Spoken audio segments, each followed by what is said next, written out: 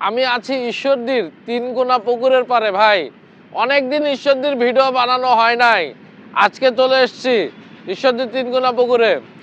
ঈশ্বরদীর video করা আমি miss করি। আমি দীর্ঘ এই যে সিজন টাইমে শীতকালে দীর্ঘদিন আমি ছিলাম হচ্ছে কক্সবাজার, সাজেক, বান্দরবন, সিলেট বিভিন্ন জায়গায় ট্যুর শেষ করে এখন এই রমজান মাসে রয়েছি ঈশ্বরদীতে। আর এই ঈশ্বরদী আমার প্রাণের মাতৃভূমি, ঈশ্বরদী আমার প্রাণের শহর ঈশ্বরদী। ঈশ্বরদীতে থাকতে ভালো লাগে, সব সময় ভালো লাগে। তো আমি ঈশ্বরদীর কিন্তু অনেক ভিডিও বানিয়েছি। আজকে চলে এসেছি তিনকোনা পুকুরের কাছে। আর এই যে দেখুন না তিনকোনা পুকুর, এই তিনকোনা পুকুরের পানিগুলা পুরো সবুজ লাগতেছে। তা অনেকেই এই রাস্তাতে আসে ভিডিও বানায়। আসেন আমি পুরো রাস্তাটা আপনাদের দেখাবো। এই রাস্তা দিয়ে যখন আপনি হাঁটবেন, অনেকেই বলেছে এই রাস্তার এইখানে যদি একটা পার্ক করা যেত, ঈশ্বরদীর মানুষ, আশপাশের মানুষ এই পার্কে আসবে, ঘুরবে। ভাই কি দেখেন তো কি সুন্দর, এই যে আমের বাগান, আর এত আমের মুকুল আসছে এবার। এবার আমের বাম্পার হবে, বাম্পার ইনশাল্লাহ। বাংলাদেশে দেখেন কি পরিমাণ আমের মুকুল আসছে। এখন সবকিছু ওয়েদারের উপর নির্ভর করতেছে, আল্লাহর উপর নির্ভর করতেছে। এইখান থেকে দেখেন এই যে আরআরপি রুফটপ রেস্টুরেন্টটা দেখা যাচ্ছে, আরআরপি সেন্টার। এবং দেখেন না কি সুন্দর আমাদের ঈশ্বরদীর তিনকোনা পুকুর।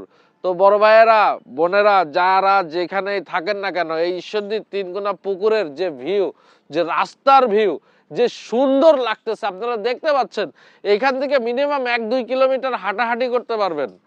তো আমি এটাই বলতে চাচ্ছি যে আমাদের ঈশ্বরদী এত সুন্দর, এত নিরিবিলি, যে এই যে পাখির ডাক আমি শুনতে পাচ্ছি, আপনারা পাচ্ছেন কিনা আমি জানি না।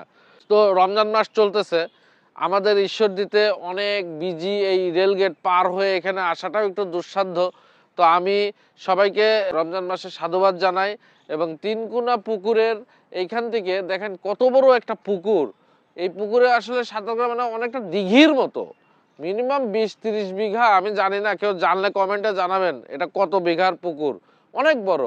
এখন বর্তমানে কারা চাষ করতেছে জানি না, এখানে মাছ চাষ করতেছে। এখানে অনেক ডাহুক দেখা যায়, পানকৌড়ি পাখি দেখা যায়। প্রকৃতির মাঝে আপনি একদম মিশে যাবেন এই রোডে আসলে ভাইয়ারা।